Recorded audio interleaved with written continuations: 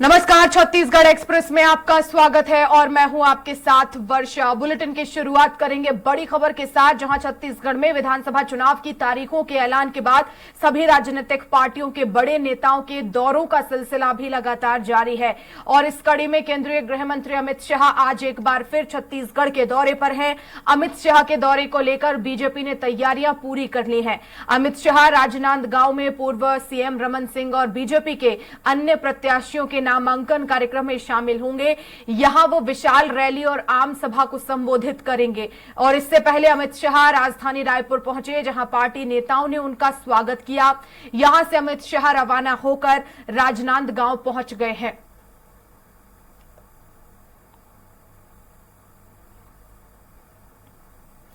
और इस खबर पर ज्यादा जानकारी के लिए संवाददाता दिलीप साहू हमारे साथ लाइव जुड़ गए हैं। दिलीप, क्या अपडेट मिल रहा है अमित शाह के दौरे को लेकर? जी वर्षा, बता दें कि अमित शाह रायपुर जब पहुंचे तो उनका स्वागत किया प्रदेश अध्यक्ष अरुण साव ने, और इनके साथ ही साथ और जो प्रदेश के तमाम बड़े नेता है वे मौजूद रहे। प्रदेश प्रवक्ता सच्चिदानंद उपासने, वैभव सालनी जी रहे मौजूद, साथ ही साथ ललित जय सिंह, भाजपा के प्रदेश उपाध्यक्ष गोविंदा गुप्ता, युवा मोर्चा की जो तमाम जब बड़े नेता है वो मौजूद रहे। इसके अलावा जो महिला मोर्चा की भी काफी जो पदाधिकारी है वो भी मौजूद रहे। जिला अध्यक्ष सीमा साहू भी मौजूद रहे। तमाम लोगों ने अमित शाह जी का स्वागत किया और उसके बाद से वे वहीं से सीधे राजनांदगांव के लिए हेलीकॉप्टर से रवाना हो गए रायपुर एयरपोर्ट से, और राजनांदगांव लगभग पहुंच चुके हैं और नामांकन, क्योंकि राजनांदगांव में जिस तरह से उनका कार्यक्रम है, पहले नामांकन रैली में शामिल होंगे। नामांकन रैली प्रमुख रूप से राजनांदगांव विधानसभा के अलावा जो पूर्व सीएम डॉक्टर रमन सिंह का क्षेत्र है, इसके अलावा राजनांदगांव से लगे हुए 3 और विधानसभा क्षेत्र जिसमें डोंगरगांव और खुज्जी, इन चारों विधानसभा के जो प्रत्याशी है वो एक साथ शामिल होंगे और इस नामांकन कार्यक्रम को भव्य रूप देने का प्रयास बीजेपी की ओर से किया जा रहा है, ताकि इसकी जो आगाज है, क्योंकि चुनाव का पहला चरण का नामांकन की शुरुआत हो चुकी है और पहला नामांकन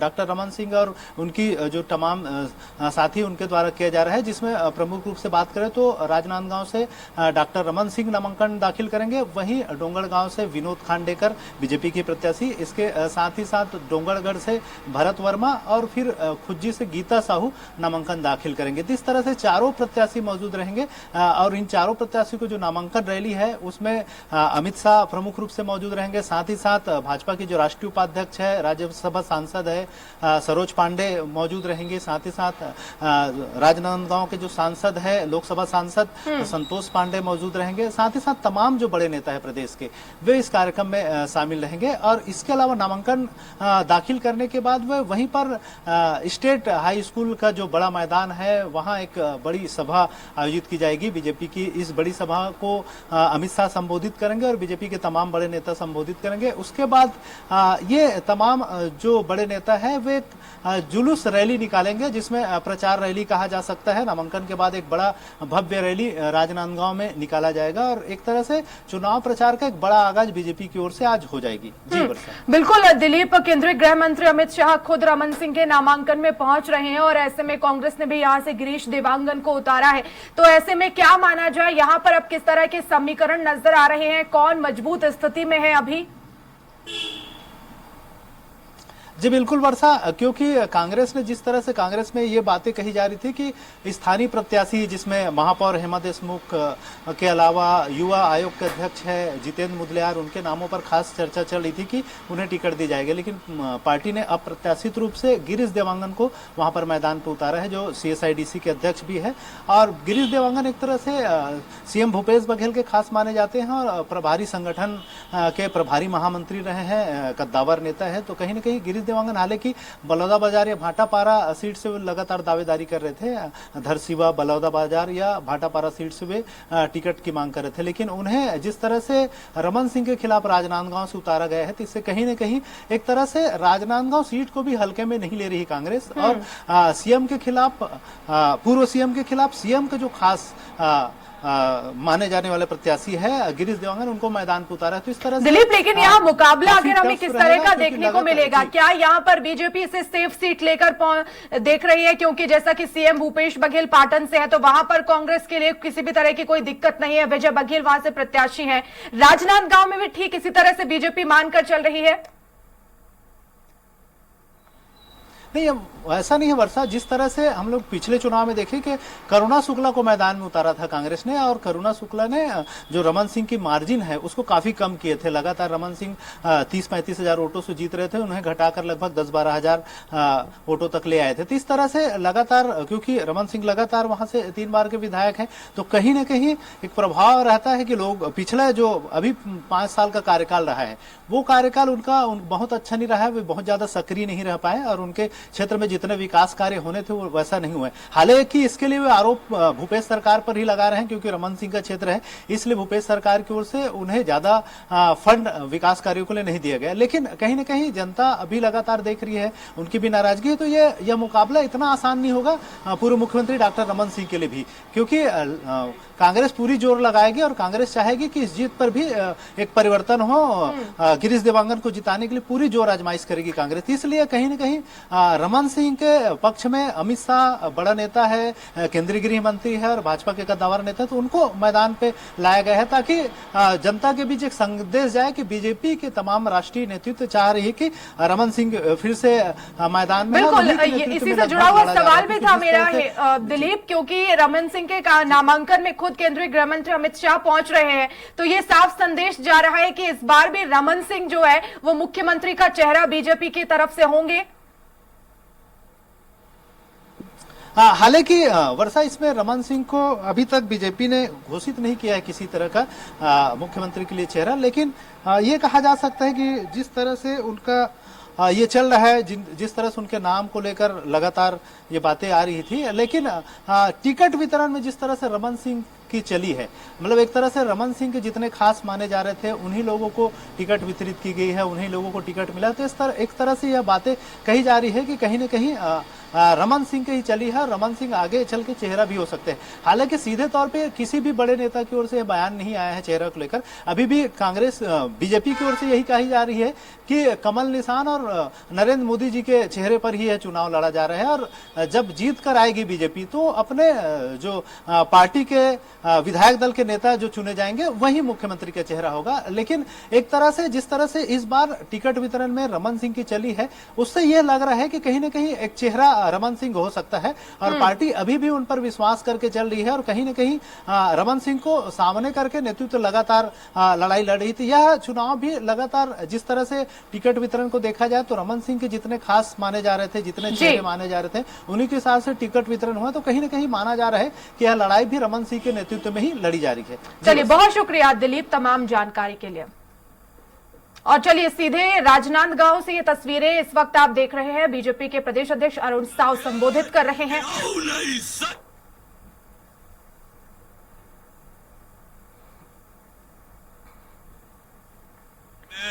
आज के ये महती सभा में देश के गृह मंत्री आदरणीय अमित शाह जी के हार्दिक अभिनंदन और स्वागत करत हूं।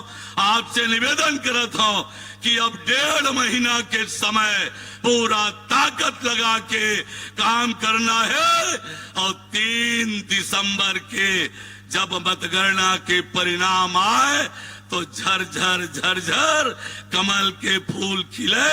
अब के बार आप सब ले आग्रह करत हुए कि अपन प्रत्याशी मनला पूरा ताकत से जिताओ। आप सबके बहुत धन्यवाद।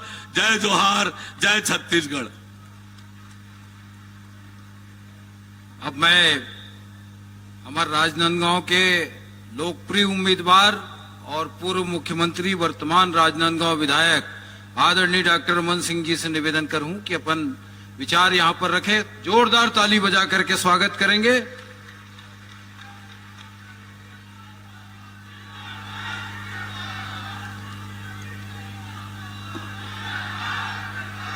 आज का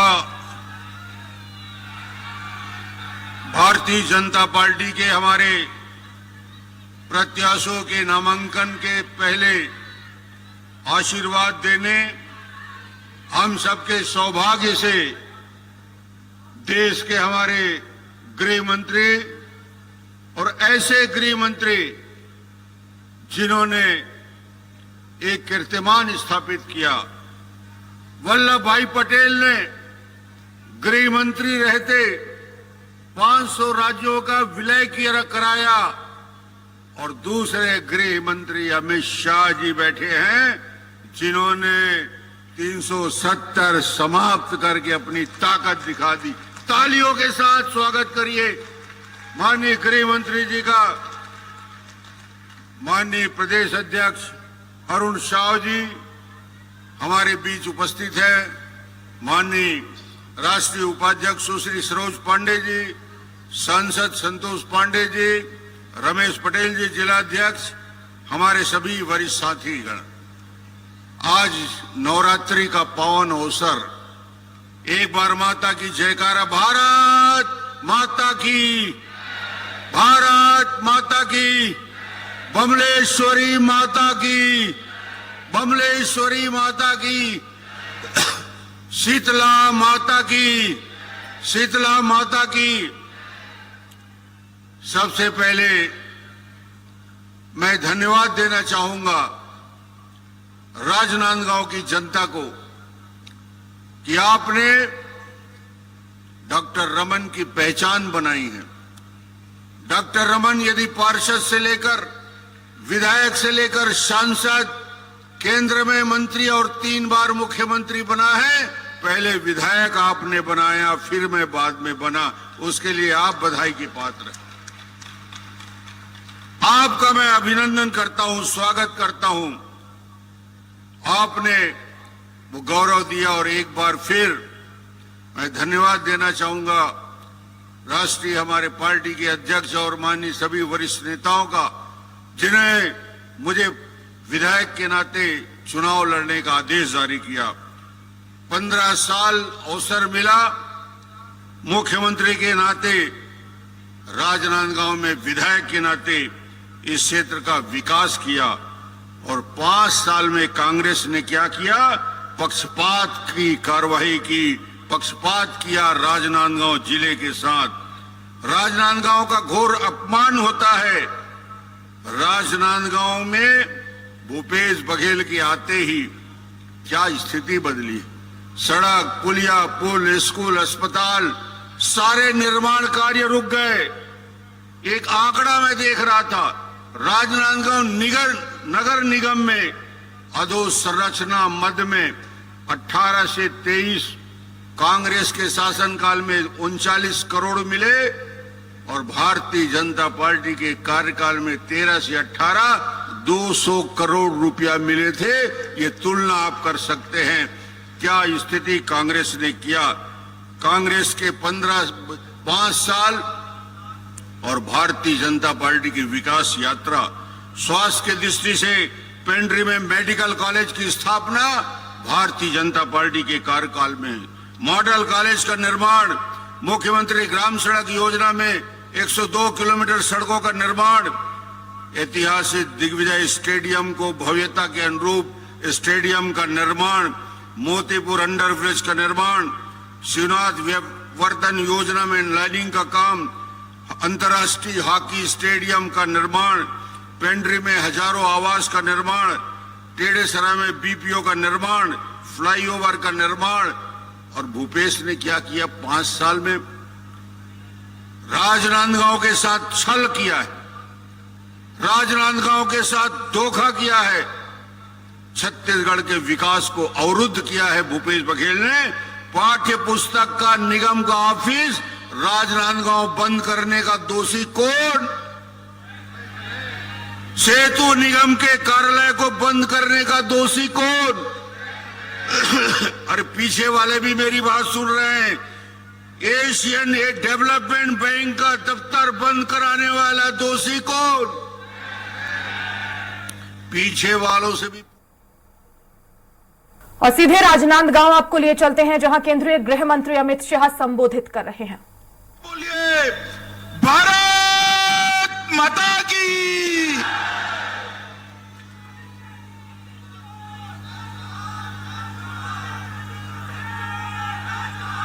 मैं सबसे पहले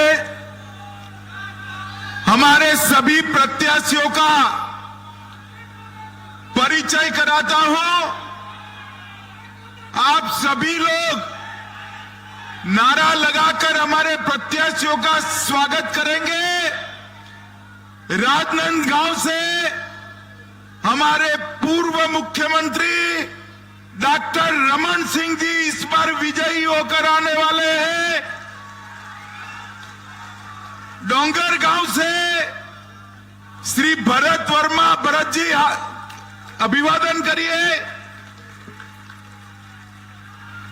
डोंगरगढ़ से श्री विनोद खांडेकर जी, ताली बजाओ विनोद जी के लिए। खुजी से बहन गीता साहू, ताली बजाइए गीता जी के लिए। अरे महिलाओं जरा जोर से ताली बजाओ। खैरागढ़ से श्री विक्रांत सिंह जी,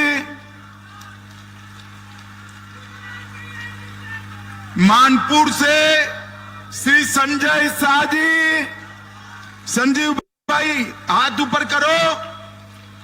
और अंतिम परिचय मैं कराना चाहता हूं, ये भूपेश बघेल सरकार ने तुष्टीकरण के लिए,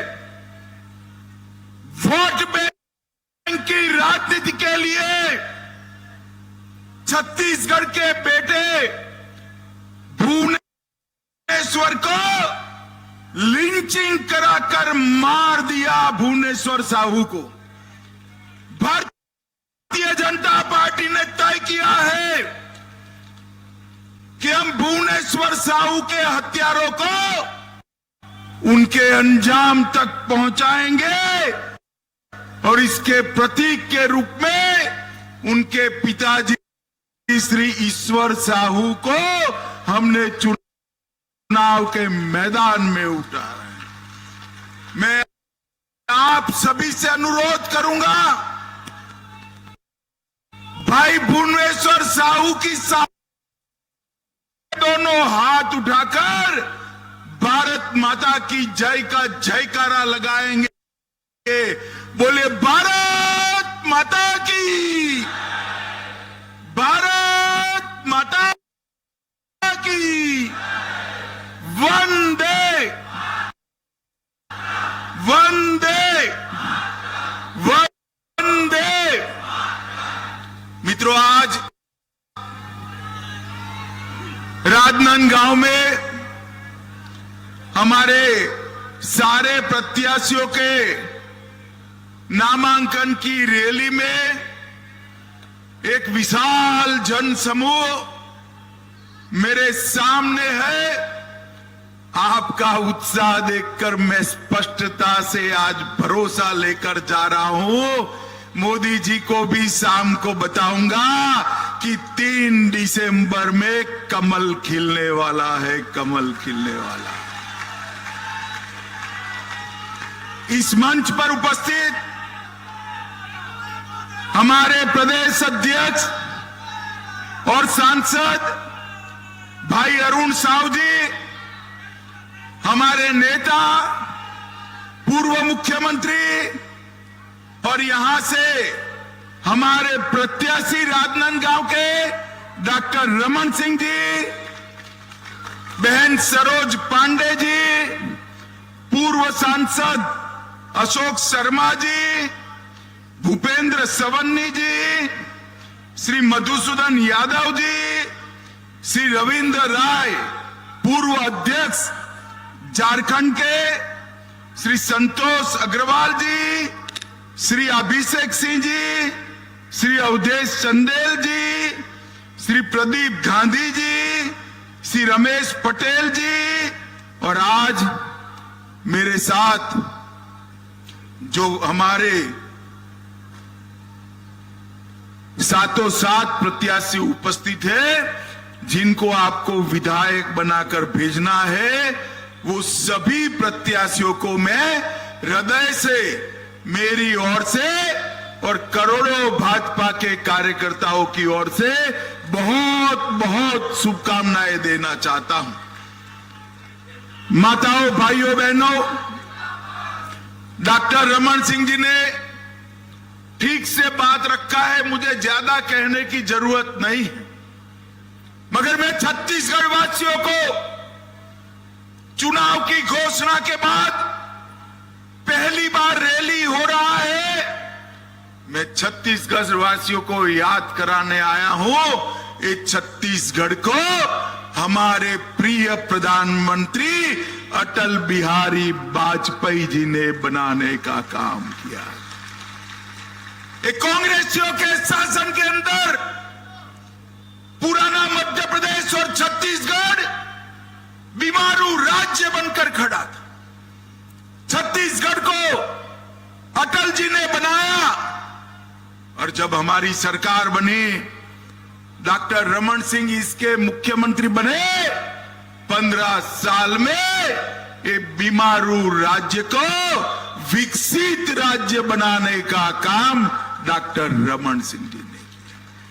छत्तीसगढ़ के अंदर 15 साल में यह राजनांदगांव, और चाहे छत्तीसगढ़ के पिछड़ा वर्ग बहुल क्षेत्र हो, दलित भाई जहां रहते हो वो क्षेत्र हो, दुर्ग और भिलाई के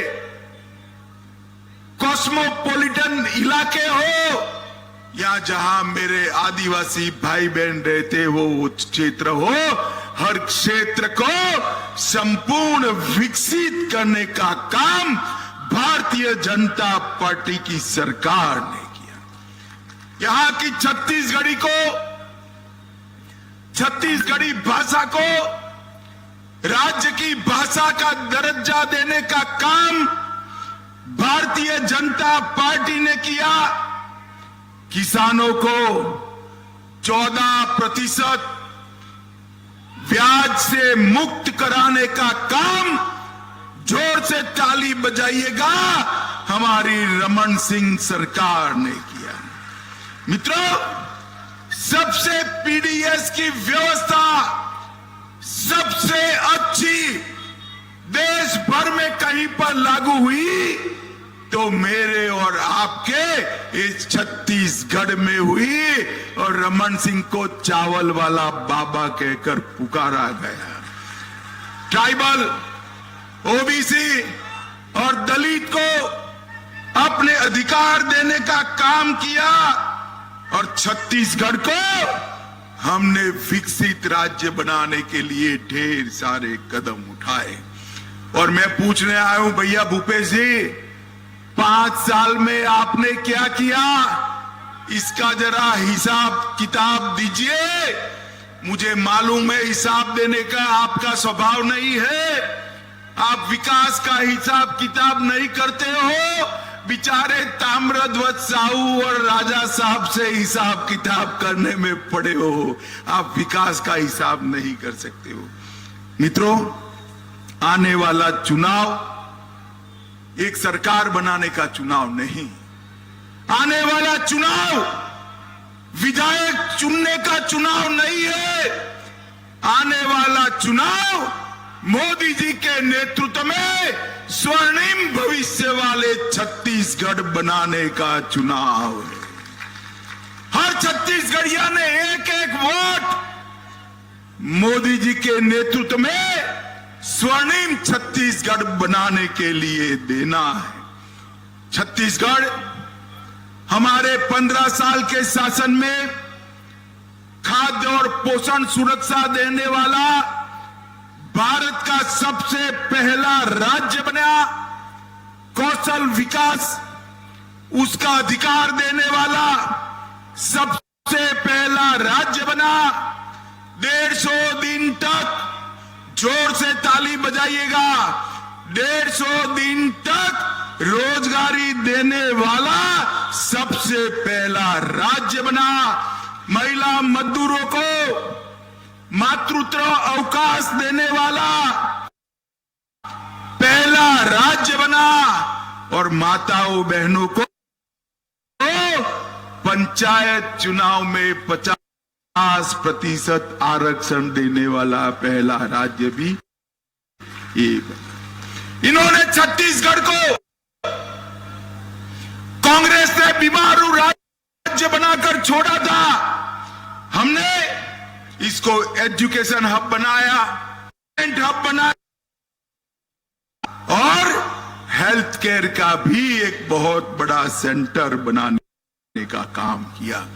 NEET, NIT, IIT, IIIT, IIM, AIIMS और लाइवलीहुड कॉलेज देश में सबसे पहले बनाने का काम भारतीय जनता पार्टी ने किया।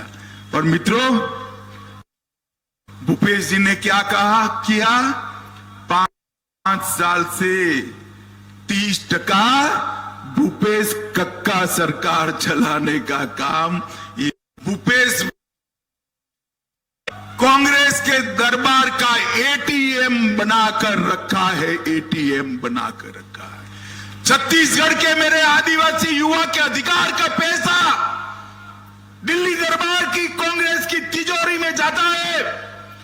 दलित युवा का पैसा दिल्ली दरबार की कांग्रेस की तिजोरी में जाता है और मेरे पिछड़ा वर्ग के युवा भाइयों बहनों का अधिकार भी ये इनके एटीएम के थ्रू दिल्ली में जाता है। और मैंने करप्शन का ऐसा, जैसे फूड चेन बनते हैं ना, कोई पिज्जा का फूड चेन बनाएगा, कोई पाव भाजी का बनाएगा, इन्होंने करप्शन का पटवारी से लेकर मुख्यमंत्री तक का पूरा करप्शन चेन बना दिया है जो दिल्ली तक जाता है। शर्म आनी चाहिए आपको, शर्म आनी चाहिए। और मैं आपको बताता हूं, घोटालों की इतनी बड़ी सूची मैंने मेरे सार्वजनिक जीवन में कहीं नहीं देखी। शराब घोटाला, 2000 करोड़ रुपए का शराब घोटाला, इनके ऑफिस के अफसरान जेल में जाते हैं और उनको शादी में भी चैन नहीं आता है, कहीं वो मुंह न खोल दे, इसलिए डरकर घर में शादी कराते हैं। कोयला परिवहन घोटाला 550 करोड़ का किया। प्रधानमंत्री गरीब अन्न योजना में 5000 करोड़ का घोटाला किया। गोठान घोटाला 1300 करोड़ से ज्यादा रुपयों का घोटाला किया। 600 करोड़ का उन्होंने पीडीएस घोटाला फिर से किया। महादेव ऐप का 5000 करोड़ का घोटाला करने का काम इस भूपेश बघेल सरकार ने किया। ये उन्होंने तो बच्चों की नौकरियों को भी नहीं छोड़ा। पब्लिक सर्विस कमीशन का घोटाला कर बच्चों की नौकरियों में भी कटकी लेने का काम किया है। मित्रों, ये भूपेश बघेल सरकार कटकी और बटकी की सरकार है। हमें यहां विकास करने वाली सरकार चाहिए, मोदी जी के नेतृत्व में आगे ले जाने वाली सरकार चाहिए। ढेर सारे वादे किए, प्रत्येक महिला को मोहतारी सम्मान योजना देना था। भूपेश बाबू क्या हुआ? मुफ्त 4 गैस के सिलेंडर देने थे। भूपेश बाबू क्या हुआ? 50,000 अतिरिक्त शिक्षक भरने थे। भूपेश बाबू क्या हुआ? शहरी क्षेत्रों में संपत्ति कर 50% कम करने का वादा किया था। क्या हुआ? राज्य में पूर्ण शराबबंदी लागू करने वाले थे। भूपेश बाबू आपने क्या किया? बिजली का बिल आधा करने वाले थे। भूपेश बाबू आपने क्या किया? उनको हिसाब देना चाहिए छत्तीसगढ़ की जनता को। मैं आज छत्तीसगढ़ की जनता को बताने आया हूं, ये भूपेश बघेल उनके शासन में छत्तीसगढ़ में ना दलित खुशहाल है, ना आदिवासी खुशहाल है, ना ओबीसी खुशहाल है, पिछड़ा भी खुशहाल नहीं है। माताओं बहनों की तो बात ही मत करिए, युवा और किसान भी परेशान है। खुशहाल है तो गांधी परिवार अकेला खुशहाल है और कोई खुशहाल। जैसे मैंने अभी पहले किया, उनकी वोट बैंक की राजनीति के चलते भुवनेश्वर साहू की हत्या कर दी। आप क्या चाहते हैं कि छत्तीसगढ़ फिर से एक बार एक कौमी दंगों का केंद्र बने? चाहते हैं क्या? जरा जोर से बोलो, चाहते हो क्या? भुवनेश्वर साहू को न्याय मिलना चाहिए या नहीं मिलना चाहिए? अगर कांग्रेस फिर से चुनकर आती है तो यही तुष्टीकरण की, यही वोट बैंक की राजनीति कांग्रेस पार्टी आगे बढ़ाएगी। और मैं आपको कहता हूं, एक बार कमल फूल की सरकार बना दो। ये जिन्होंने भ्रष्टाचार किया है, पाई पाई उनसे वसूलेंगे और उनको उल्टा लटका कर सीधा करने का काम ये भारतीय जनता पार्टी की सरकार करेगी।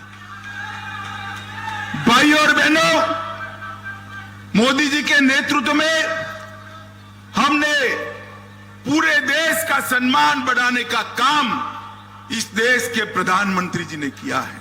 अभी अभी विधानसभा और लोकसभा में 33% माताओं बहनों को रिजर्वेशन देने का काम भारतीय जनता पार्टी की सरकार ने किया। चंद्रयान भेजा, G20 हुआ और छत्तीसगढ़ के ढेर सारे लाभार्थियों को नरेंद्र मोदी सरकार का फायदा मिला है। मित्रों, मैं आपको बताना चाहता हूं कि राजनांदगांव में मेडिकल कॉलेज 370 करोड़ रुपए का, 330 करोड़ के फ्लाईओवर, 48 करोड़ के शिवनाथ व्यय प्रवर्तन योजना नहर, 18 करोड़ से पेंड्री में निवास स्थानों, 15 करोड़ रुपयों से मातृ शक्ति के लिए अस्पताल, 13 करोड़ रुपए एजुकेशन के लिए और 10 करोड़ रुपया मॉडल कॉलेज और वंदे भारत ट्रेन का सौगात भी नरेंद्र मोदी सरकार ने किया है। और मैं आज भूपेश जी को पूछना चाहता हूं, भूपेश जी, 2004 से 14 केंद्र में यूपीए की सरकार थी, कांग्रेस की सरकार थी, क्या दिया आपने छत्तीसगढ़ को?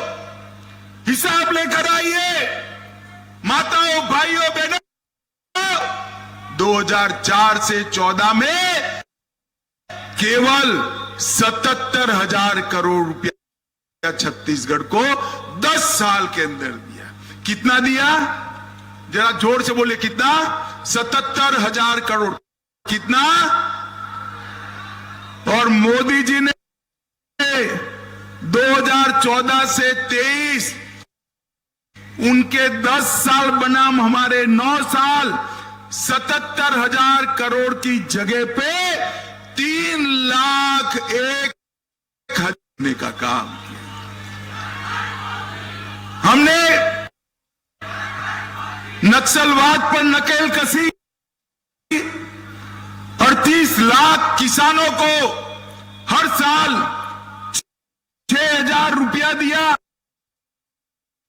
पीने का गरीब छत्तीसगढ़ वासियों को 5 लाख तक का पूरा स्वास्थ्य का खर्चा नरेंद्र मोदी सरकार ने उठाया। 38 लाख माताओं के घर में शौचालय का निर्माण किया। लगभग 6 लाख माताओं को गैस का सिलेंडर दिया और लगभग 11 लाख लोगों को घर का भेंट देने का काम हमारे नरेंद्र मोदी जी ने किया है। मित्रों, नरेंद्र मोदी जी, मैं आज यही कहने आया हूं कि इन्होंने दिए हुए 315 वादे तो पूरे नहीं किए, चरण पादुका भी छीन ली, साड़ी वितरण योजना भी बंद कर दी। खैर 325 वादे से तो मुकर गए, पर उन्होंने यहां एटीएम लगाकर छत्तीसगढ़ की जनता का पैसा दिल्ली के दरबार में कांग्रेस कार्यालय में पहुंचाने का काम किया है। मुझे बताओ माताओं, भाइयों, बहनों, जिन्होंने छत्तीसगढ़ के भविष्य को इस तरह से बर्बाद किया है, वो भूपेश बघेल को फिर से मौका दे सकते हैं क्या? जोर से बोलिए, दे सकते हैं क्या?